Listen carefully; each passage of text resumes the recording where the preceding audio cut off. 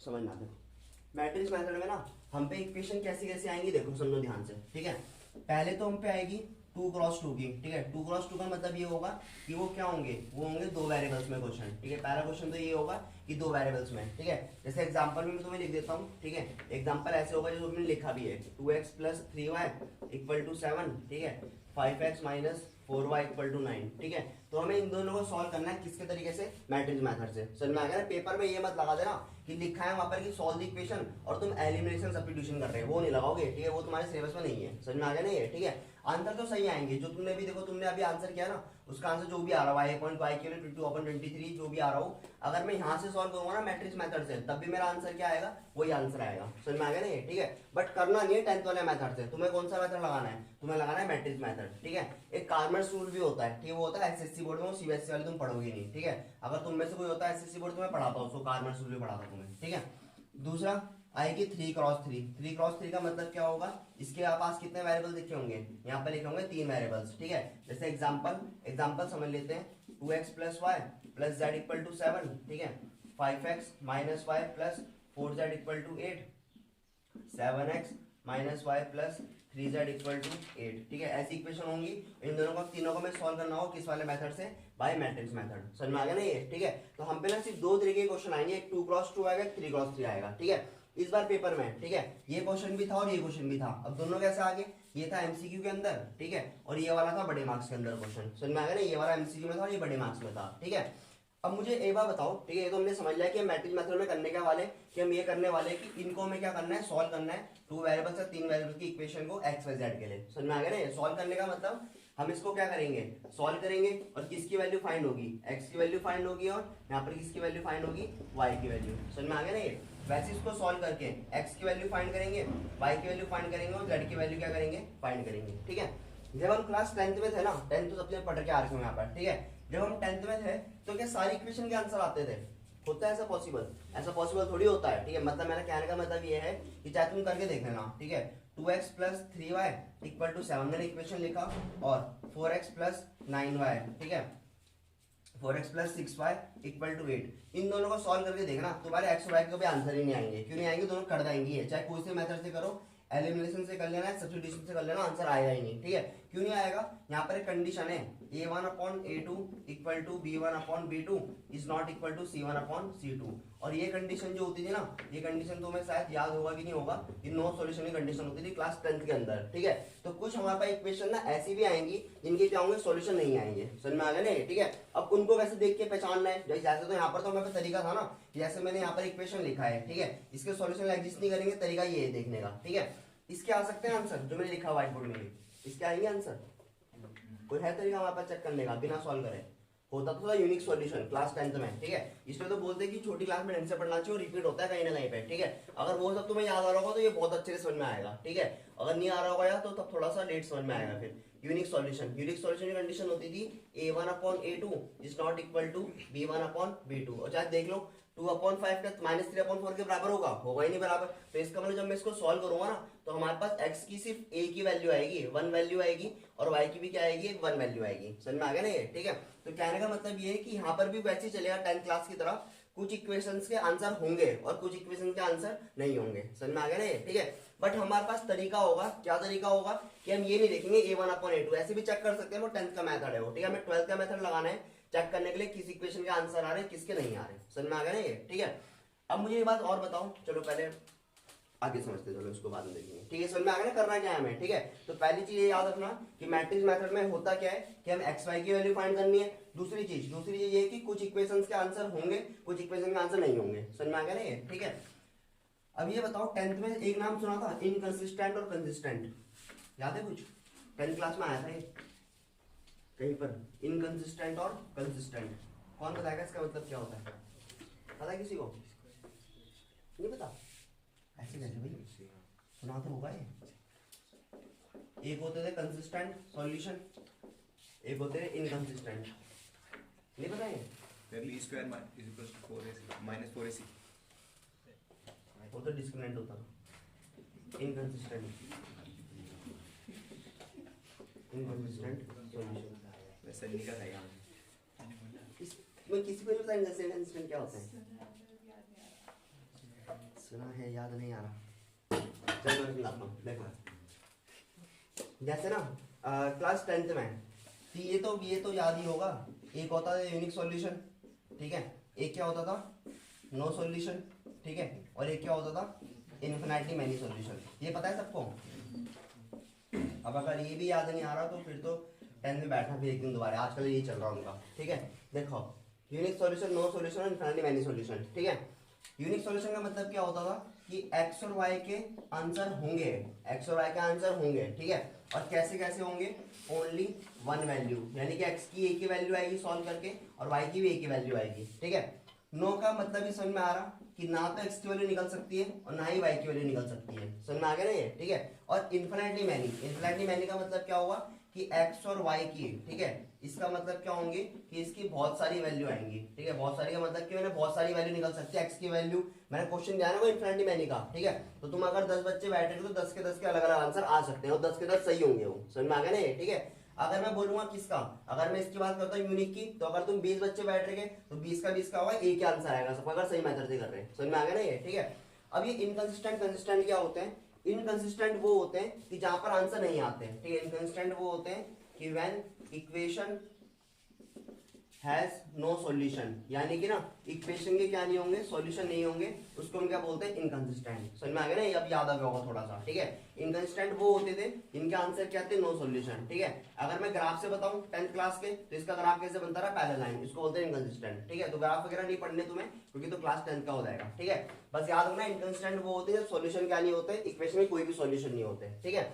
जब इक्वेशन के सॉल्यूशन होते हैं, ठीक है, इधर देखते रहना, जब इक्वेशन के सॉल्यूशन होते हैं ना, तो या तो क्या होंगे वो, या तो वो यूनिक सॉल्यूशन के अंडर में आएंगे, ठीक है, या तो वो क्या होगा एंड इन्फिनिटली मैनी सॉल्यूशन, ठीक है। या तो क्या होगा यूनिक सॉल्यूशन होंगे और या तो वो क्या होंगे इन्फिनिटली मैनी सॉल्यूशन। उन केस में क्या बोला जाता है उसको, कंसिस्टेंट, समझ में आ गया ना ये, ठीक है। तो बस अभी इतना याद रखना कि हमारे पास जब यूनिक सॉल्यूशन, ठीक है, यूनिक सॉल्यूशन और इन्फिनिटली मैनी सॉल्यूशन, इन दोनों में आंसर आते हैं ना, एक्स की वैल्यू कुछ ना कुछ आती है, ठीक है। तो इन दोनों कंडीशन को हम क्या बोलते हैं, कंसिस्टेंट बोलते हैं, और इन वाली कंडीशन को क्या बोलते हैं, हम इनकंसिस्टेंट बोलते हैं, नो सॉल्यूशन वाली को, ठीक है। अब देखो हमें करना क्या है, देखो हमें ना ये मैट्रिक्स मेथड से सॉल्व करना है, तो हमें ना पहले ए इनवर्स निकालना सीखना होगा, ए इनवर्स निकालना सीखना होगा, ध्यान से देखना, ठीक है। और ए इनवर्स मैं तुम्हें स्टेप बाय स्टेप बता रहा कि मैं एकदम डायरेक्ट वहां नहीं पहुंच रहा कि ये वरना टफ लगेगा, ठीक है, क्योंकि पेपर में क्वेश्चन घुमा फिरा के आता है एमसीक्यू के अंदर, ठीक है। तो हम छोटे मार्क्स में भी कर रहे हैं और बड़े मार्क्स में भी कर रहे हैं। हम ये सीखते हैं कि ए इनवर्स ये होता है, ये होता है ना, क्योंकि इसका यूज होगा आगे जाके, इसको निकालने में इसका बहुत बड़ा हाथ होगा ए इनवर्स का, ठीक है। पर ए इनवर्स तो तभी निकलता है जब ये वाला क्या होता है, जब ये होता है नॉन सिंगुलर, याद आया कुछ, ठीक है। मैंने तुम्हें बताया था कि जो डिटरमिनेंट है ना, ये डिटरमिनेंट अगर नॉट इक्वल टू 0 है तभी क्या होगा, ए इनवर्स आएगा, सिंपल सी बात है। और इसका दूसरा भाई यानी कि अगर ये क्या होगा, सिंगुलर होगा, ठीक है, अगर ये सिंगुलर मैट्रिक्स आता है, ठीक है, तो इसका मतलब क्या होगा कि यहाँ पर डिटरमिनेंट किसके बराबर आएगा, 0 के बराबर। इस केस में एग्जिस्ट नहीं करता है, समझ में आ गया ना, इस केस में क्या नहीं करता, एग्जिस्ट नहीं करता, ठीक है। तो तुम्हें क्या करना है, देखो इफ, ठीक है, इफ ए इनवर्स एग्जिस्ट, ठीक है, if A inverse exist then the equation has consistent, यानी कि ना जो इक्वेशन होगी ना वो इक्वेशन कैसी कहलाई जाएगी, कंसिस्टेंट, यानी उसके आंसर आ सकते हैं, समझ में आ गया ना ये, ठीक है। अगर ये निकल रहा तभी आंसर आएंगे, ठीक है। इधर की तरफ मैं क्या लिखूंगा कि when A inverse does not exist, ठीक है, जो तुम्हारा ए इनवर्स है ना, ए इनवर्स क्या नहीं कर रहा, अगर एग्जिस्ट नहीं कर रहा, देन इक्वेशन हैज, जो तुम्हारी इक्वेशन होगी, ठीक है, इक्वेशन हैज नो सॉल्यूशन, यानी कि उसके क्या होंगे, तुम्हारे नो सॉल्यूशन होंगे, और तुम उसको क्या बोल सकते हो, इनकंसिस्टेंट, ठीक है। तो बस तुम्हें ना अभी इतना से याद रखना है, इसको लिंक कर रहे हैं तो 10th वाले चैप्टर से 12th के चैप्टर में, ठीक है। क्या याद रखना है कि अगर ये डिटरमिनेंट, जिसका डिटरमिनेंट है ना, अगर नॉन सिंगुलर है, यानी कि डिटरमिनेंट अगर 0 के बराबर नहीं होगा, तो वो क्या होंगे, कंसिस्टेंट आंसर आ सकते हैं, समझ में आ गया ना ये, ठीक है। अगर ये 0 आ गया, अगर 0 आ गया तो वो क्या होंगे, नो सॉल्यूशन होंगे, ठीक है। रटना बिल्कुल नहीं है, समझना है, ये तो तुम्हें पता चल रहा होगा क्यों नॉन 0 0 क्यों है ये, ठीक है। क्योंकि यहाँ पर अगर अपॉन में 0 आ गया तो ये क्या हो जाएगा, अनडिफाइन होगा, तो इसका मतलब क्या होगी, सॉल्यूशन नहीं आ सकते उसके, समझ में आ गया ना ये, ठीक है। लिखो पहले जरा, एक तो लिखो कंसिस्टेंट, एक तो लिखो इनकंसिस्टेंट, ठीक है, और सेम ऐसी कॉपी कर देना जो लिखा हुआ है।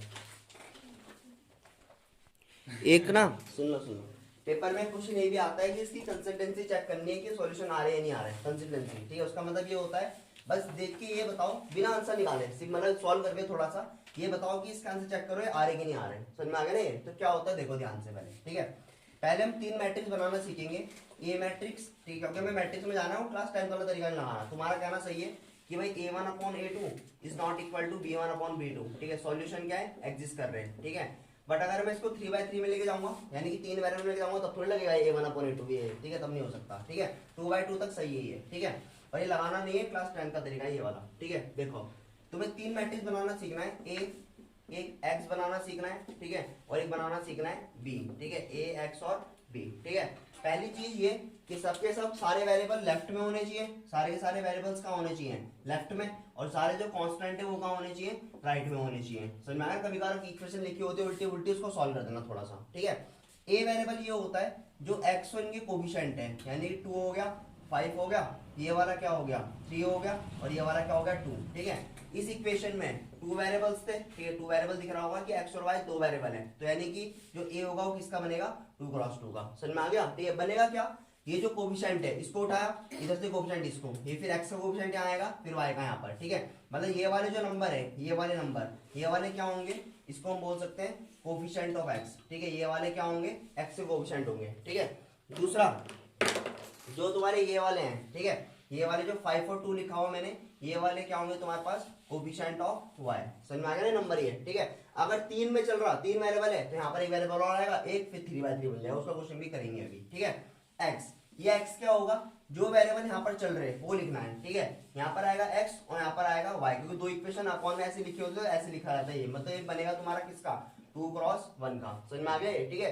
क्यों बन रहा है 2x1 का, इसके पीछे रीजन है, ठीक है, अभी समझेंगे, उसको मल्टीप्लाई करेंगे हम, ठीक है, मल्टीप्लाई सबको आती है करनी।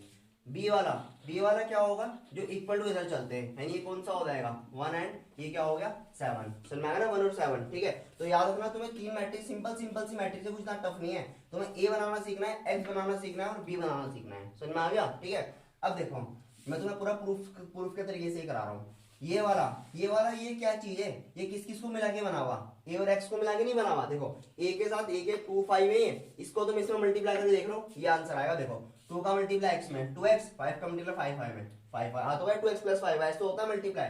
3 का मल्टीप्लाई x में 3x, 2 का मल्टीप्लाई x में 2y, तो इसका मतलब ये तो हो गया, ये a के साथ क्या हो रहा, x मल्टीप्लाई हो रहा, सिंपल सी बात है। और इक्वल टू आंसर क्या आ रहा है, 1 और 7, यानी क्या आ रहा, b आ रहा, ठीक है। ये जो मैं तुम्हें तरीका यहाँ पर करा रहा, ये मैं तुम्हें करा रहा इसका डेरिवेशन, मतलब प्रूफ करा रहा तरीके का, ठीक है। बट जो फॉर्मूला बनेगा ना, हम उस फॉर्मूले को यूज करेंगे क्वेश्चन में। समझ में आ गया, ठीक है। कोई टीचर डायरेक्ट फॉर्मूला भी लिख देते हैं, तुम्हें बता देंगे x = a इनवर्स b, ठीक है। पर मैं तुम्हें बताना चाह रहा हूँ कहाँ से आता है ये फॉर्मूला, ठीक है। हम ये फॉर्मूला है मतलब मैथ्स में एक, ठीक है, कि हम इसको यूज करेंगे फाइंड करने के लिए, बट मैं बता रहा हूँ कि बनता कहाँ से, डेरिवेशन बता रहा हूँ उसका, ठीक है। ax, हमने कल एक चीज सीखा था कि मुझे x निकालना है, तो a को भगाना पड़ेगा, तो क्या करना पड़ेगा, प्री मल्टीप्लाई, जो मैंने पहले भी सीखा था, pre multiply by a inverse, ऐसे सीखा था हमने कल। ये वाला ये a इनवर्स ऐसी और ये ax ऐसी आएगा, ठीक है।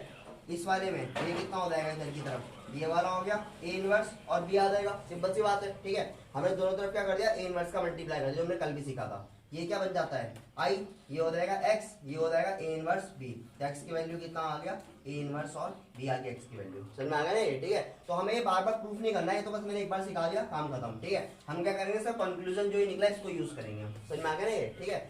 अब सॉल्व कैसे करना है, देखो हमारे पास क्या है, x = a इनवर्स b, ठीक है। हम डायरेक्ट क्या करेंगे, इसका आंसर निकालेंगे a इनवर्स, ठीक है। उससे पहले एक काम और भी करेंगे, हम चेक कर रहे थे ना कि ये एग्जिस्ट करेगा कि नहीं करेगा, ठीक है। तो उसके लिए क्या करना है, देखो सबसे पहले ना डिटरमिनेंट a निकालना, डिटरमिनेंट a ध्यान से सुनना, ठीक है। 2 का मल्टीप्लाई 2 में कितना आएगा 4, माइनस इसका मल्टीप्लाई इसमें 5 से कितना हो जाएगा 15, आंसर कितना ना माइनस का 11, ठीक है। Which is not equal to 0, अगर ये नॉट इक्वल टू 0 है तो ए कैसा मैट्रिक्स होगा, ए होगा नॉन सिंगुलर, ठीक है। हमने अभी भी सीखा कि अगर ये वाला क्या होगा, नॉन सिंगुलर होगा, देन इसके बाद लिख देना कि सॉल्यूशन डज एग्जिस्ट, जो तुम्हारे सॉल्यूशन होंगे ना वो आ सकते हैं। समझ में आ गया ना ये, ठीक है। अब जैसे जैसे तुम पहले मुझे बता रहे थे ना a1/a2 b1/a2, उससे चेक कर सकते हैं। तो एक तरीका और भी है, क्या तरीका है, ए निकालो, डिटरमिनेंट निकालो उसका फटाफट से, इनको चाहे बाद में निकाल लेना, ठीक है। ए निकालो, डिटरमिनेंट निकालो, ये सब तो तुम्हें करना नहीं है, ये मैंने इसलिए अलग से लिख दिया, ये तो तुम्हें बार बार नहीं करना है, बस एक बार प्रूफ हो गया, बात खत्म, ठीक है। फटाफट से डिटरमिनेंट निकालो, डिटरमिनेंट अगर 0 आ गया तो क्या होंगे, इनकंसिस्टेंट होंगे। समझ में आ गया, ठीक है, मतलब सॉल्यूशन नहीं आ सकते, ठीक है। अगर ये वाला निकालने पे अगर डिटरमिनेंट क्या है, नॉन सिंगुलर यानी 0 नहीं आ रहा, तो इसका मतलब क्या है, सॉल्यूशन एग्जिस्ट करेंगे। समझ में आ गया ना ये, ठीक है, इतना समझ में आ गया ना ये। और ऐसे भी कर सकते हैं a1/a2 पर वो 3/3 में फेल हो जाएगा जब तीन वेरिएबल आएंगे, ठीक है। अब देखो उसके बाद जैसे सॉल्यूशन आ गया ना, देखो पहले हाथ लिखो फटाफट से। जैसे ना हमने क्या करा कि ना यहाँ पर डिटरमिनेंट निकालना सीख लिया, ठीक है। डिटरमिनेंट कितना आ गया हमारा -11, ठीक है। और इसका मतलब क्या होगा, ये वाली कौन सी इक्वेशन होगी, ये वाली होगी कंसिस्टेंट, ठीक है। मतलब सॉल्यूशन एग्जिस्ट कर सकते हैं, ठीक है। डायरेक्ट देखना, आप देखो हम क्या कंडीशन यूज करेंगे, x equal to A inverse और b, ये मैं तुम्हें बता दिया कहाँ से आता है, ठीक है। तो कभी टीचर अगर यूज कर रहे होंगे तो पता है तुम्हें, तो घबराना मत कि कहाँ से कंडीशन आया, समझ में आ गया ना ये, ठीक है। x की जगह पे वैल्यू रख दो, x मैट्रिक्स कौन सी है, x y मैट्रिक्स है, ठीक है। ये x मैट्रिक्स होगा। ए इनवर्स क्या होता है, एडजॉइंट अपॉन ये है, ठीक है। हमने सीखा, हमने पहले पढ़ रखा, ए इनवर्स क्या होता है हमारे पास, adjoint A upon determinant of A, ठीक है। 2/2 का एडजॉइंट, ये तो हमने सीख रखा है, तो बहुत आसान होता है कि ये कैसा होगा, ये डिवाइड बाय, देखो एडजॉइंट ये होगा ना, हम क्या निकालेंगे पहले, एडजॉइंट निकालेंगे। तो इसका एडजॉइंट, इन दोनों की क्या करते हैं आपस में इंटरचेंज, इनको इंटरचेंज किया जाता है, याद है ना 2/2, और इनका क्या होता है साइन चेंज, तो -5 और -3, समझ में आ गया। Divide by determinant of A, divide by कितना आएगा, -1/11, मान ये आ रहा है तुम्हारा माइनस के, समझ में आ गया ना ये। इसका मल्टीप्लाई किसके साथ करना है मुझे, b के साथ, b लिखा है ये, और b के मैट्रिक्स कितना है हमारे पास 1 and 7, जो है ना 1 and 7, ठीक है। करना कुछ नहीं है, इस वाले को, ठीक है, यहाँ पर लिखा हूँ मैं, ठीक है। ये वाले को, ये x और ये y, ये ऐसे आएगा इक्वल टू -1/11, ठीक है। क्या करो, इन दोनों को करो मल्टीप्लाई, 2 का मल्टीप्लाई 1 में 1 आएगा, है ना, 2 आ जाएगा, इसका मल्टीप्लाई इसमें, ये कितना आएगा -35 में से 2 गया, कितना बचेगा -33, ये हो गया ना -33, समझ में आ गया ना ये, ठीक है। इस 3 का मल्टीप्लाई इसमें -3 आएगा, 7 का मल्टीप्लाई इसमें कितना आ जाएगा 14 में से ये गया, कितना बचेगा 11, ये आ गया ना प्लस का 11। इस 11 को अंदर भेजो, तो इसको 11 को अंदर भेजो, कितना आएगा, नेगेटिव अंदर भेजा 3 आ जाएगा, और इधर भेजोगे तो कितना आएगा -1। ये वाला क्या हो गया, x और y। अब कंपेयर करके भाई, हमें तो इक्वल मैट्रिक्स पता नहीं, इक्वल मैट्रिक्स क्या होते हैं, ऑर्डर सेम होता है, तो इसका ऑर्डर क्या होगा 2 क्रॉस 1, इसका भी 2 क्रॉस 1। तो पहले x की वैल्यू कितना आ जाएगा 3 आ गया, y की वैल्यू कितना आ गया -1, समझ में आ गया ना ये, ठीक है। अब ये मत बोलना कि क्लास 10th वाले मेथड आसान थे, हम 12th में बैठे हुए तो 10th वाले नहीं लगा देना, ऐसे नहीं कि पेपर में आया 2/2 और तुम क्या कर रहे हो वहां पर एलिमिनेशन सब्स्टिट्यूशन, नंबर नहीं मिलेंगे बिल्कुल भी, ठीक है। वो लिख के नहीं देगा ऐसे कि मैट्रिक्स मेथड से सॉल्व करो, ठीक है, क्योंकि 10 में से एक बच्चा जरूर होगा कि जो कहां से सॉल्व करना स्टार्ट कर देगा, एलिमिनेशन से, ठीक है, फिर नंबर नहीं मिलेंगे वहां पर, समझ में आ गया ना, ठीक है। सॉल्व करके देख लेना, चाहे करके देख लेना, एलिमिनेशन सब्स्टिट्यूशन से आंसर क्या आएंगे, यही आंसर आएंगे, पर करना नहीं उस तरीके से, ठीक है। अब इधर सुनो, देखो सबसे पहले क्या चेक करना है, ये पूरा क्वेश्चन बस इतना, यहाँ से स्टार्ट है वो खत्म है, जिससे पहले जो लिखा है वो तो समझा रहा था मैं। फटाफट से ए मैट्रिक्स बनाया, ए बी एक्स बना दिया, ठीक है। सबसे पहले क्या चेक करना है, डिटरमिनेंट, कभी भी एडजॉइंट पे नहीं भागना, डिटरमिनेंट चेक करो, अगर नॉन जीरो आ गया, ठीक है, which is not equal to 0, तो क्या होगा कंसिस्टेंट आंसर एग्जिस्ट करेंगे उसके, समझ में आ गया, आंसर एग्जिस्ट करेंगे। हम आंसर निकालना सीख ही लिया, इसको पुट करेंगे कंडीशन को डायरेक्ट, इसका प्रूफ हमें बार बार नहीं करना, बस क्या करना है, इस वाली कंडीशन को हमें डायरेक्ट यूज करना है। ए इनवर्स निकाला, ठीक है, जब 3/3 आएगा तब तुम डिटरमिनेंट क्या कर सकते हो, एडजॉइंट क्या कर सकते हो, अलग निकाल सकते हो, उसको भी सीखेंगे हम निकालना, ठीक है। उतारो पहले इसको, अरे भैया एमसीक्यू में आया तो, किस में आएगा, एमसीक्यू में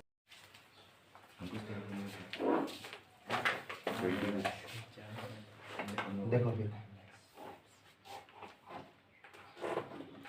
चलो देखो, जैसे इन तीनों को सॉल्व करना है ना हमें, ठीक है, मैट्रिक्स मेथड से, ठीक है। करना कैसे देखो, पहले कल वाला काम भी करना है जो 2/2 में किया था। सबसे पहले ए बना लेना, ठीक है। तो ए क्या बनता है, जो ये नंबर्स होते हैं ये वाले, ठीक है। तो 3 हो गया, जैसे -2 है तो यहाँ पे क्या लिया जाएगा -2, ठीक है। यहाँ पे क्या लिया जाएगा 3 हो गया, इधर से आ जाओ, ये हो जाएगा 2 1, और यहाँ पर क्या हो जाएगा -1, ठीक है। ये वाला हो जाएगा 4 -3 एंड 2, ठीक है। सेम वही x, इस बार कितने वेरिएबल चल गए यहाँ पर, 3 वेरिएबल है x y z, तो यहाँ पे क्या लिख देना x y और z, ठीक है। इसका मैंने रीजन तुम्हें बताया था कि ये 3x1 में लिखा जाता है, ना कि 1x3 में, याद है ना, क्योंकि मल्टीप्लाई करेंगे तो ये बन जाएगा दरवाजे, 3 का मल्टीप्लाई x में 3x हो गया, इसका मल्टीप्लाई 2 है, इसका मल्टीप्लाई 3z, तो पहली इक्वेशन बन जाएगी, ठीक है। वैसे जो b है हमारे पास, इस b की वैल्यू क्या क्या हो जाएगा 8 1 एंड 4, ठीक है। देखो हमें ना डायरेक्ट क्या यूज करना है, ठीक है, यूजिंग दिस कंडीशन लिख देना है, हमें ना यूजिंग दिस लिख देना क्या, x equal to A inverse और b, और मैंने तुम्हें कल बताया था ये कि कहाँ से आता है, समझ में आ गया ना। हमें बार बार इसका प्रूफ नहीं करना, ठीक है, ऐसे नहीं कि वो 4-5 स्टेप को बार बार नहीं करने, ठीक है। हमें क्या करना है कि डायरेक्ट इसको यूज करना है हमें, ठीक है, x equal to A inverse b, ठीक है। सबसे पहले ए इनवर्स निकालने के लिए हमें किसकी तरफ जाना पड़ता है, डिटर्मिनेंट ऑफ ए, हमेशा ये निकालना डिटर्मिनेंट ऑफ ए, ठीक है, क्योंकि जरूरी नहीं है कि इसके सॉल्यूशन एग्जिस्ट करें, ठीक है, हो सकता है क्या पता इसके सॉल्यूशन क्या हो, इनकंसिस्टेंट हो, जो मैंने कल तुम्हें बताया था इनकंसिस्टेंट क्या चीज होती है, ठीक है। डिटर्मिनेंट निकालते हैं, इस वाले 3 को ऐसे छोड़ दो, ठीक है, इसका मैं एक्सपेंड कर रहा हूँ मैं, इसका मल्टीप्लाई इसमें 2 आएगा, इसका मल्टीप्लाई इसमें -5 प्लस एंड दोबारा माइनस, तो कितना आ जाएगा माइनस का 1, समझ में आ गया ना कैसे हुआ है, ठीक है।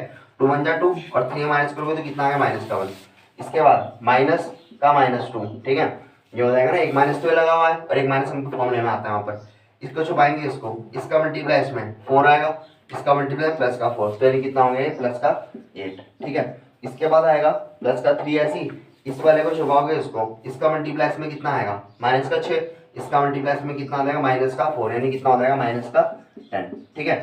ये वाला हमारे पास हो गया माइनस का 3, माइनस माइनस प्लस 8 हो जाएगा, कितना हो जाएगा 16, और यहाँ पर कितना हो जाएगा माइनस का 30, ठीक है।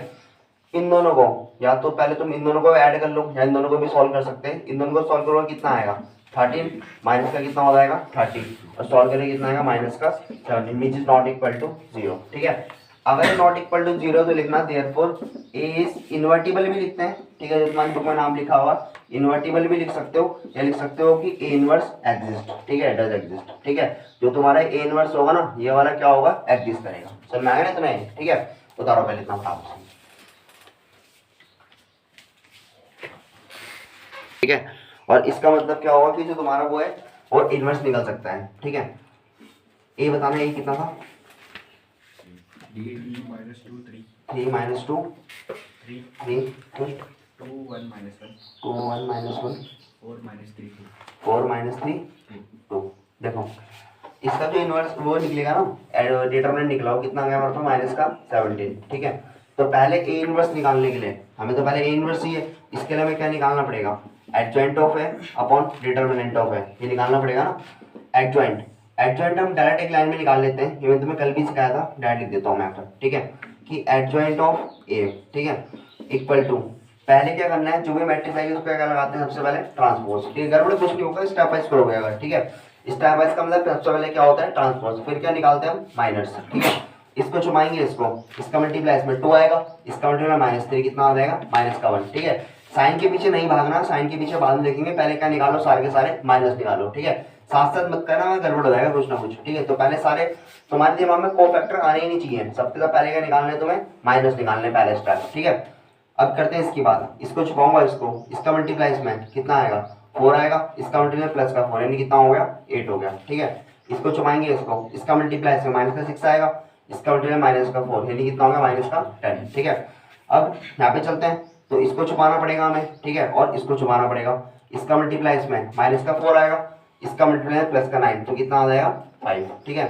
इसको छुपाएंगे इसको, इसका मल्टीप्लाई इसमें कितना आएगा 6, इसका मल्टीप्लाई इसमें 12 तो कितना आएगा माइनस का 6, ठीक है। इसके बाद इसको और इसको, इसका मल्टीप्लाई इसमें माइनस का 9 आएगा, इसका मल्टीप्लाई प्लस का 8 तो कितना आ जाएगा माइनस का 1, ठीक है। इसको छुपाएंगे और इसको छुपाएंगे, इसका मल्टीप्लाई इसमें 2 आएगा, इसका मल्टीप्लाई इसमें 3 तो कितना आ गया माइनस का 1, ठीक है। ये वाला और ये वाला, इसका मल्टीप्लाई इसमें करेंगे कितना आएगा माइनस का 3 आएगा, इसका मल्टीप्लाई में 6 तो -3 कितना हो जाएगा माइनस का 9। इसको छुपाएंगे और इसको छुपाएंगे, इसका मल्टीप्लाई इसमें 3 आएगा, इसका मल्टीप्लाई प्लस का 4 तो कितना हो गया तुम्हारे पास 7, ठीक है। अब ये क्या निकला माइनस निकला हमारे पास, तो यहाँ फटाफट से क्या कर लेते हैं कोफैक्टर निकालने के लिए फर्स्ट टू फर्स्ट कॉलम, ये साइन चेंज नहीं होगा, इसका साइन चेंज होगा नेगेटिव, इसका भी नहीं होगा, इसका साइन चेंज होगा नेगेटिव, इसका भी नहीं होगा, इसका चेंज होगा पॉजिटिव, इसका होगा चेंज थर्ड और फर्स्ट कॉलम, इसका भी नहीं होगा, इसका करेंगे तो पॉजिटिव, समझ में आ गया। तो तुम्हें समझ में आ रहा होगा मैं नेगेटिव पॉजिटिव कैसे लगा रहा हूँ, तो मैं क्योंकि सबने पढ़ रखा है पहले, ठीक है। फटाफट से हम क्या निकाल देते हैं, ट्रांसपोज भी है -1 -8 -10, ठीक है, -5 -6 +1 याद आएगा -1 9 9 7, ये तुम्हारे क्या निकल के आ गया फटाफट से एडजॉइंट ऑफ ए, क्या गया एडजॉइंट ऑफ है, ठीक है। हमको क्या कंडीशन यूज करना था, x equal to A inverse और b, x की वैल्यू हमारे पास क्या क्या है, हमारे पास एक x होगा, एक y होगा, एक दूसरा क्या होगा हमारे पास z होगा, ठीक है। ए इनवर्स का मतलब क्या होता है, एडजॉइंट अपॉन डिटरमिनेंट ऑफ है, एडजॉइंट कितना निकला हमारे पास -1 -5 -1 एंड -8 -6 9 -10 1 एंड 7, ठीक है।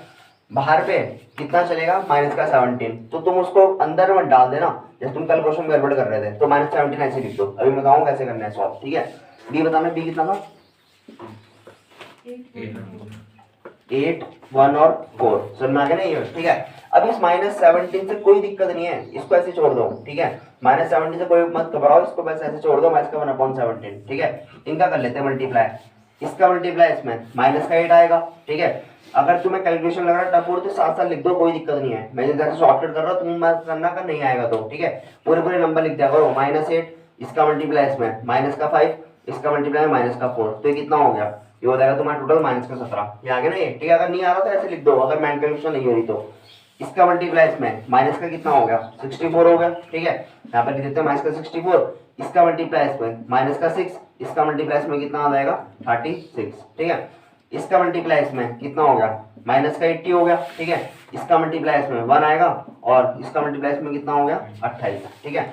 सॉल्व कर लेते हैं थोड़ा सा एक्स वाई जेड, बस इनमें ये फर्क होता है। देखो अगर मैं ये कैलकुलेशन अगर यहीं पर कर लेता तो मुझे ये स्टेप ना करना पड़ता, टाइम बच जाता, ठीक है। और इस स्टेप को लिखने का मतलब ये कि इधर वाले भी लिखने पड़ेंगे, ठीक है, तो उसमें थोड़ा टाइम जाता है वहां पर, ठीक है। इनको सॉल्व करेंगे, 8 और 5 कितना हो गया? टोटल कितना हो जाएगा? माइनस का 17, जो है ना माइनस का 17, ठीक है। 64 30 हो जाएगा तुम्हारा कितना? माइनस का 34, ठीक है। और ये हो जाएगा तुम्हारा, ठीक है, माइनस का 51, ठीक है। इतना हो जाएगा सॉल्व करके, ठीक है।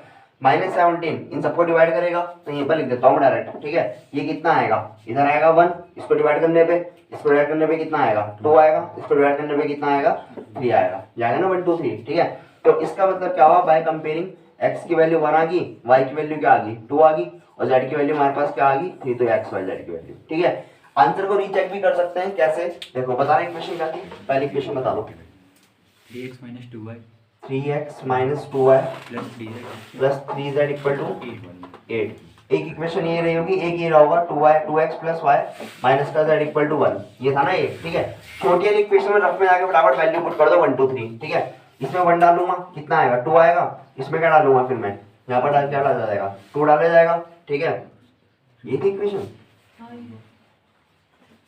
यहाँ पर देखो लिखवा रहा है, अच्छा चलो इनको माइनस कर रहा हूँ। माइनस का 3, ये वाला कितना हो जाएगा? 4, और माइनस का 3 इक्वल टू 1, तो यानी दोनों बराबर हो गए, ठीक है। तो ऐसा नहीं कि इसी इक्वेशन में रखना है, ठीक है, इसमें भी पुट कर सकते हो, तब भी हो जाएगा। देखो अगर मैं इस वाले में पुट करता हूँ, ठीक है, ये हो जाएगा 3 माइनस का 2 इंटू 2, और ये कितना हो जाएगा? 3 इंटू 3, ये 8 आना चाहिए, तो ये कितना हो जाएगा? 4 प्लस का 9, ठीक है। 9 या तो इसको 3 ऐसे लिख दो, इस सॉल्व करें कितना आएगा? 5 5 और 3 कितना हो जाएगा? 8। इसका बड़ा आंसर सही है, समझ में आ गया ना, ठीक है।